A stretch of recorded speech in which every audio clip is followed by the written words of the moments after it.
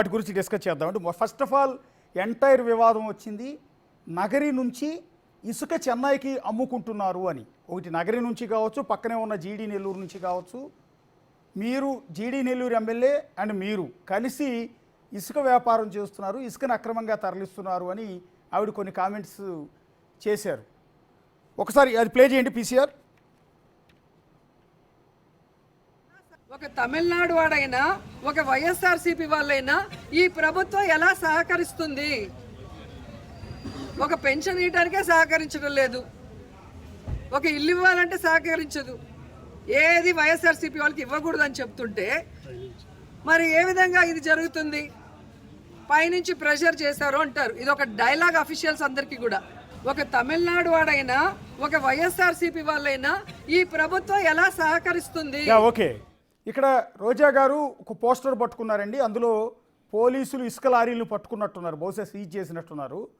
Seize చేసిన ఇసుక లారీలను చూపించి అవి మీరే చెన్నైకి తరలిస్తున్నారు, ఇసుక అమ్ముకుంటున్నారు మీరు మీ మనుషులు అనేది ఆవిడ చేసిన అలిగేషన్.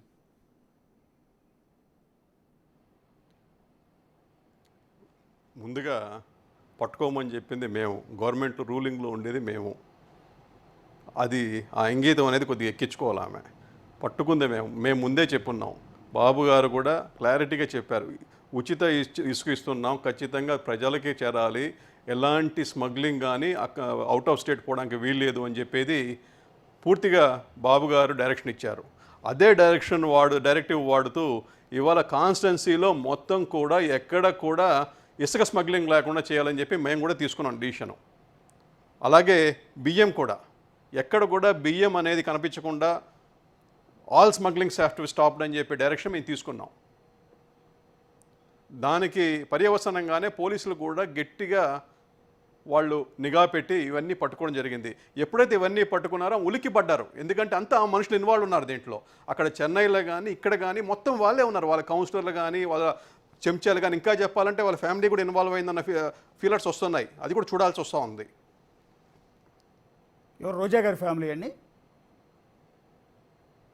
డెఫినెట్గా, ఎందుకంటే అక్కడ నుంచి ఎవరైతే పోలీసులు పట్టుకున్నారో వాళ్ళు చెప్తా ఉన్నారు, మేము ఆమెకి మామూలు ఇచ్చి ఇప్పుడు జరిగింది కాదు, ఇది గత 5 సంవత్సరాలుగా యథేచ్ఛగా చేస్తున్నారంట.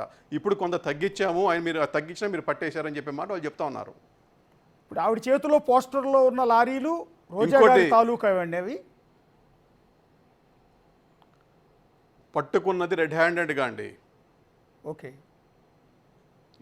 పట్టుకున్నది రెడ్ హ్యాండెడ్గా, దాంట్లో అందరూ డ్రైవర్లు కానీ ఓనర్లు కానీ అందరూ ఉన్నారు. ఓకే, వాళ్ళని ఇంట్రాగేషన్ చేస్తే ఎవరు తాలూకా అని చెప్పి తీసుకొస్తే వాళ్ళని తీసుకొచ్చి లోపల పెట్టారు. ఓకే, ఇది ఊరికే నోరుంది కదా అని చెప్పి బుకాయించేసి ఏదంటే అది దరిచేసి అట్లా కుదరదు. పోలీసు ఇంట్రాగేషన్లో కానీ పోలీస్ రిమాండ్ రిపోర్ట్లో కానీ మీరు చూసుకోవచ్చు. అంటే అక్కడ పోస్టర్ ఆవిడ చూపించిన ఉద్దేశం ఏంటంటే ఆ పోస్టర్లో ఉన్న లారీలు పోలీసులు రిలీజ్ చేసిన ఫోటో అది, ఆ లారీలు మీవని రోజా గారు అన్నది, ఆ లారీలు మీవి. నేను చెప్తున్నా, ఆమెకి సవాల్ ఇసిరాను, ఆ ఇసుక దందాతో కానీ మట్టి దందాతో కానీ అలాగే ఈ గంజాయి దందాతో కానీ నాకేమీ సంబంధం లేదని చెప్పి కాణిపాకం వచ్చి నేను ప్రమాణం చేస్తా. ఆమె ఇచ్చే టైం ఎప్పుడు చెప్తే అప్పుడు వచ్చేస్తా. ఆమె వచ్చేయమని చెప్పండి అదే మాట మీద.